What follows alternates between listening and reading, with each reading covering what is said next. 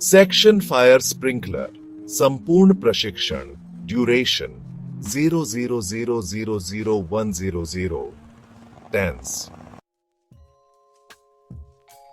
Fire sprinkler एक automatic अग्निशमन प्रणाली है जो आग लगने की स्थिति में अपने आप पानी छोड़कर आग को बुझाने का काम करता है। यह विशेष रूप से उन जगहों पर उपयोग किया जाता है जहां आग लगने की संभावना अधिक होती है।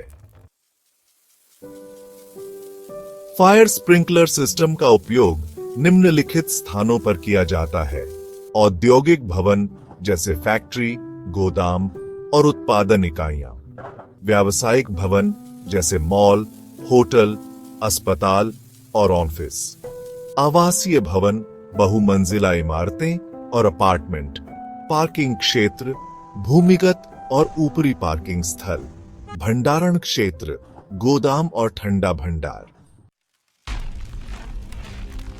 मान लीजिए कि किसी होटल की रसोई में आग लग जाती है।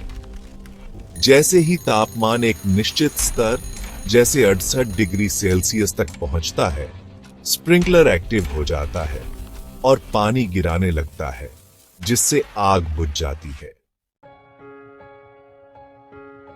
फायर स्प्रिंकलर एक थर्मोसेंसिटिव डिवाइस है जो आग की गर्मी को पहचानकर काम करता है।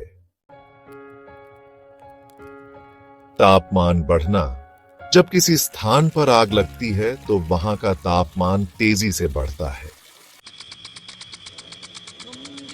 स्प्रिंकलर में एक ग्लास बल्ब होता है जिसमें तापमान संवेदनशील तरल भरा होता है। जैसे ही तापमान 57 degree Celsius, 68 degree Celsius, 69 degree Celsius या अधिक स्प्रिंकलर के प्रकार के अनुसार तक पहुंचता है, यह बल्ब फट जाता है। बल्ब फटते ही पानी तेजी से बाहर आता है और आग बुझाने का काम करता है। सभी स्प्रिंकलर एक साथ नहीं खुलते, सिर्फ वही स्प्रिंकलर खुलते हैं जिनके पास आग लगी होती है। अगर किसी गोदाम के एक कोने में आग लगती है तो केवल वहीं लगे स्प्रिंकलर एक्टिव होंगे, पूरे गोदाम के स्प्रिंकलर नहीं खुलेंगे। इससे पानी की बर्बादी भी नहीं होगी और आग को कुशलतापूर्वक नियंत्रित किया जा सकेगा।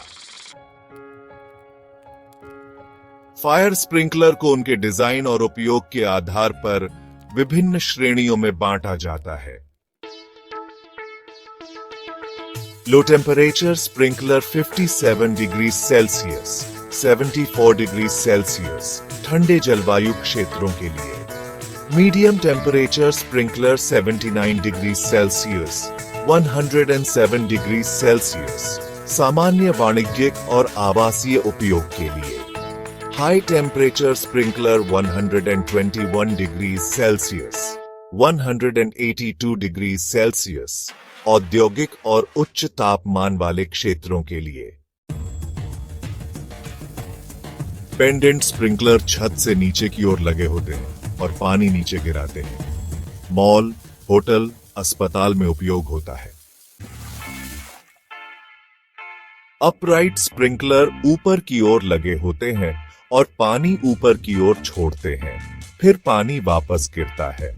औद्योगिक क्षेत्रों में उपयोग होता है। वॉल माउंटेड या साइड वॉल स्प्रिंकलर दीवारों पर लगे होते हैं और एक दिशा में पानी छिड़कते हैं। संकरी जगहों जैसे होटल के कमरे, कॉरिडोर में उपयोग होता है। ड्राई पाइप स्प्रिंकलर ठंडे क्षेत्रों में जहां पानी जम सकता है वहां वायु दाब के साथ काम करते हैं। फायर स्प्रिंकलर लगाने के लिए भारत में NBC 2016 और IS 15-1052 के नियमों का पालन किया जाता है। NFPA 13 भी अंतरराष्ट्रीय मानक के रूप में उपयोग किया जाता है। NBC 2016 के अनुसार 15 मीटर से ऊंची इमारतों में फायर स्प्रिंकलर अनिवार्य हैं। होटल, अस्पताल, स्कूल, थिएटर और मॉल में अनिवार्य रूप से लगाने होते हैं। गोदामों में फायर लॉर्ड के अनुसार स्प्रिंकलर की क्षमता तय की जाती है। IS 1510-5/2002 यह भारतीय मानक फायर स्प्रिंकलर सिस्टम की डिजाइन, इंस्टॉलेशन और मेंटेनेंस को नियंत्रित करता है। फायर स्प्रिंकलर सिस्टम की सही कार्यक्षमता बनाए रखने के लिए नियमित निरीक्षण और परीक्षण जरूरी है। अगर किसी अस्पताल में फायर स्प्रिंकलर पाइप में लीकेज हो जाता है, तो मासिक निरीक्षण के दौरान ये समस्या पकड़ में आ जाएगी और समय रहते ठीक कर दी जाएगी। फायर स्प्रिंकलर सिस्टम आग लगने की स्थिति में सबसे प्रभावी सुरक्षा प्रणाली में से एक है। सही प्रकार का स्प्रिंकलर चुनना, उसे सही तरीके से स्थापित करना, कानूनी नियमों का पालन करना और नियमित रखरखाव करना आवश्यक है, ताकि यह किसी भी आपात स्थिति में प्रभावी रूप से काम कर सके। आपके उद्योग या भवन के लिए कौन सा फायर स्प्रिंकलर सही रहेगा? यदि आपको इस पर अधिक जानकारी चाहिए, तो अपने भवन के फायर सेफ्टी एक्सपर्ट से परामर्श लें। Presented by Lalit Sharma.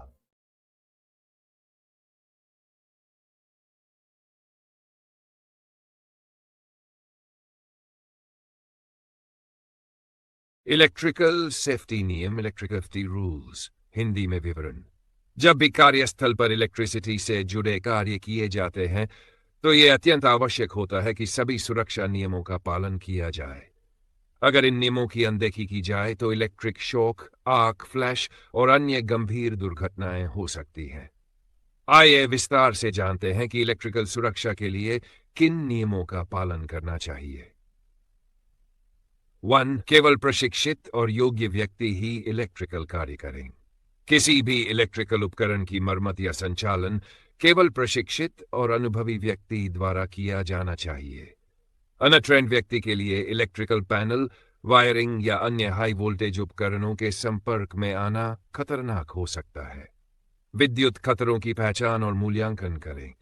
कार्यस्थल पर बिजली से संबंधित सभी संभावित खतरों की पहचान करें। लुकले सेल देखें, सुने और सूंघें, विधि अपनाएं।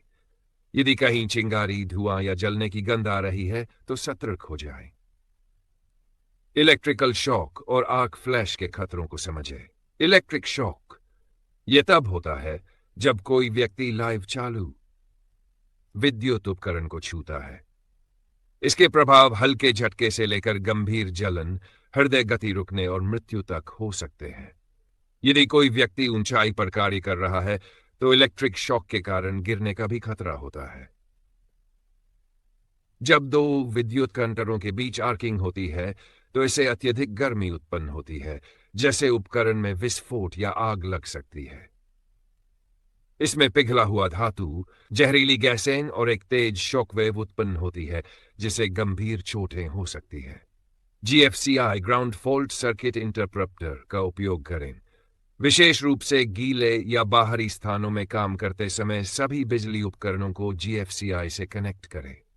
GFCI विद्युत प्रवाह में किसी भी असंतुलन को पहचानकर तुरंत बिजली आपूर्ति बंद कर देता है, जिससे इलेक्ट्रिक शॉक की संभावना कम हो जाती है। हर उपयोग से पहले GFCI की जांच करें, टेस्ट बटन दबाएं और फिर रीसेट बटन दबाकर देखें कि यह सही से काम कर रहा है या नहीं।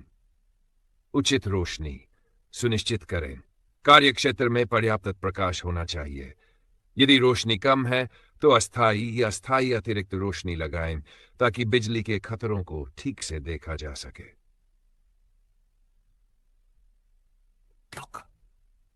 प्रक्रिया अपनाएं। जब भी किसी विद्युत उपकरण की मरम्मत या रखरखाव किया जा रहा हो तो उसे पहले डी एनर्जाइज बिजली काटना करें। लॉकआउट टैग आउट सिस्टम का उपयोग करें ताकि कोई गलती से उपकरण को फिर से चालू न कर दे।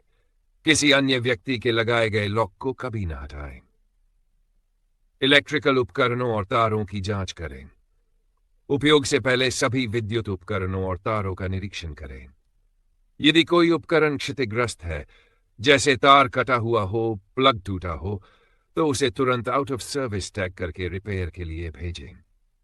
और उचित अग्नि सुरक्षा उपाय करें। कार्यस्थल पर इलेक्ट्रिकल आग को बुझाने के लिए उचित अग्निशामक उपलब्ध होने चाहिए। इलेक्ट्रिकल आग बुझाने के लिए ड्राई केमिकल टाइप ABC अग्निशामक का उपयोग करें।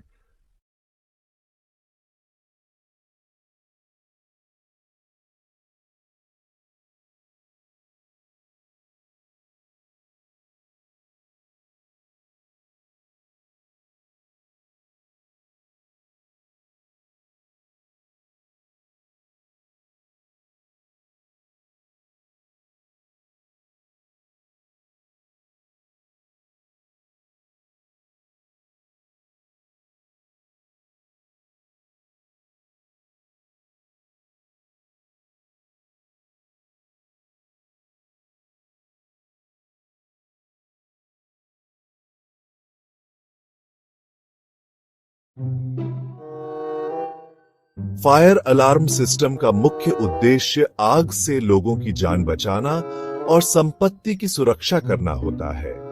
यह सिस्टम आग का जल्द से जल्द पता लगाकर अलार्म बजाता है ताकि लोग सुरक्षित स्थान पर जा सकें और अग्निशमन प्रक्रिया शुरू की जा सके। फायर अलार्म सिस्टम के लाभ जीवन बचाता है, आग का पता जल्दी लगाकर लोगों को सुरक्षित करता है, संपत्ति की सुरक्षा, आग लगने से पहले अलर्ट करके नुकसान कम करता है। बीमा छूट, अच्छे फायर सिस्टम होने से बीमा में छूट मिल सकती है। कोड कंप्लायंट बनाता है, सरकारी नियमों का पालन करने में मदद करता है।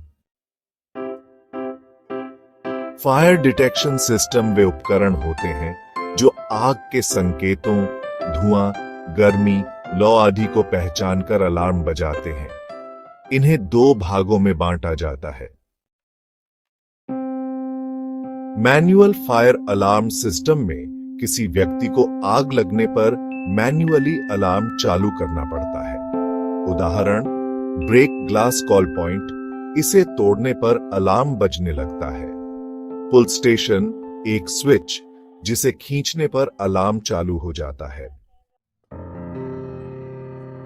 ऑटोमेटिक फायर अलार्म सिस्टम, यह सिस्टम अपने आप आग के संकेतों को पहचानकर अलार्म बजाता है। मुख्य प्रकार, स्मोक डिटेक्टर धुएं को पहचानकर अलार्म बजाता है। हीट डिटेक्टर, तापमान बढ़ने पर अलार्म बजाता है। फ्लेम डिटेक्टर आग की लपटों को पहचानकर अलार्म बजाता है। फायर अलार्म सिस्टम के मुख्य भाग, फायर अलार्म कंट्रोल पैनल, यह सिस्टम का मुख्य दिमाग है। सभी डिटेक्टरों और अलार्म उपकरणों से जुड़े रहता है। आग लगने पर सिग्नल प्रोसेस करता है और अलार्म चालू करता है। इनिशिएटिंग डिवाइसेस, यह आग लगने के संकेतों को पहचानकर कंट्रोल पैनल को सूचना देते हैं। प्रकार, manual break glass call point, pull station, automatic धुआं, गर्मी, लौ पहचानने वाले सेंसर। नोटिफिकेशन डिवाइसेस आग लगने की सूचना लोगों तक पहुंचाने का काम करते हैं। उदाहरण, siren, strobe light, horn, speaker आदि। Power supply, primary power supply 120 या 240 वोल्ट एसी करंट से चलता है। Backup power supply power cut होने पर 6 या 12 वोल्ट बैटरी से चलता है। फायर डिटेक्टर के प्रकार और उनकी कार्य प्रणाली। स्मोक डिटेक्टर यह धुएं को पहचानकर अलार्म चालू करता है। प्रकार, आयोनाइजेशन स्मोक डिटेक्टर, यह जलने के कारण उठने वाले अदृश्य धुएं को पहचानता है। जल्दी प्रतिक्रिया करता है, लेकिन धूल और नमी के कारण झूठे अलार्म दे सकता है।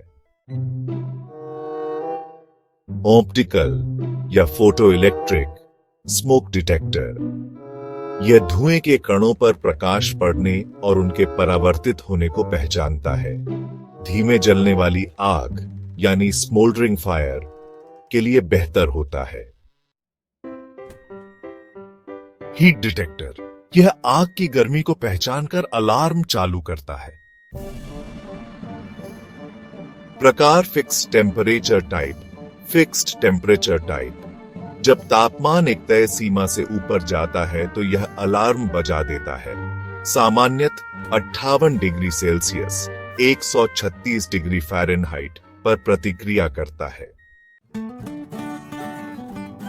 Flame detector. फ्लेम डिटेक्टर यह आग की लपटों फ्लेम को पहचानकर अलार्म बजाता है।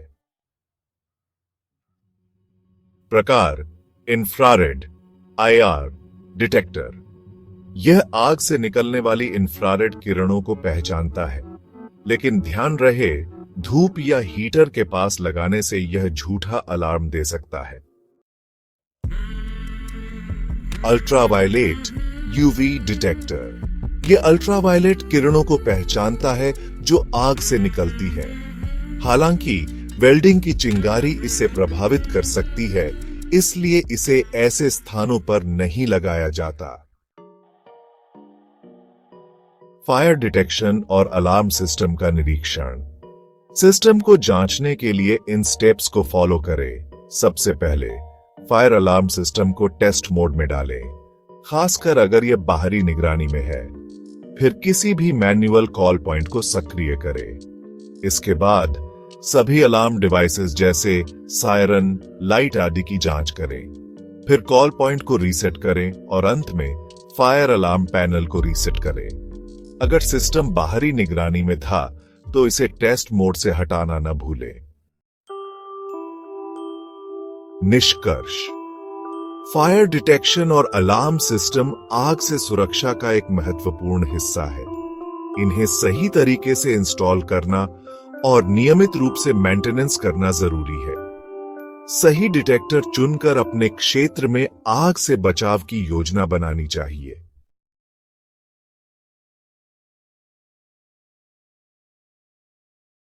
हेलो एवरीवन, आज हम बात करेंगे फायर फाइटिंग में होज रील और हाइड्रेंट सिस्टम के बारे में। ये बहुत जरूरी होते हैं किसी भी बिल्डिंग या स्ट्रक्चर में आग लगने पर पानी की सप्लाई के लिए। सबसे पहले ये होते क्या हैं? होज रील एक गोल ड्रम होता है जिस पर होज लिपटी होती है ताकि आग बुझाने में आसानी हो। दूसरी तरफ फायर हाइड्रेंट एक ऐसा डिवाइस है जो पानी की सप्लाई सिस्टम से जुड़ा होता है, जिससे फायर फाइटर्स को तेज प्रेशर से पानी मिल सके। अब डिजाइन और कंस्ट्रक्शन की बात करते हैं। ये सिस्टम्स ऐसे बनाए जाते हैं कि तुरंत इस्तेमाल किए जा सके। पाइप्स अच्छी क्वालिटी के मटेरियल जैसे स्टील या ब्रास से बनते हैं ताकि लंबे समय तक चले। होज रील और हाइड्रेंट का पानी का प्रेशर इतना तेज होना चाहिए कि आग झट से बुझ जाए। और इनमें नोजल्स, वाल्व्स, प्रेशर गेजेस और एक मजबूत पाइपलाइन सिस्टम होता है। इंस्टॉलेशन बहुत जरूरी है। होज रील ऐसे लगाई जाती है ताकि तुरंत इस्तेमाल हो सके।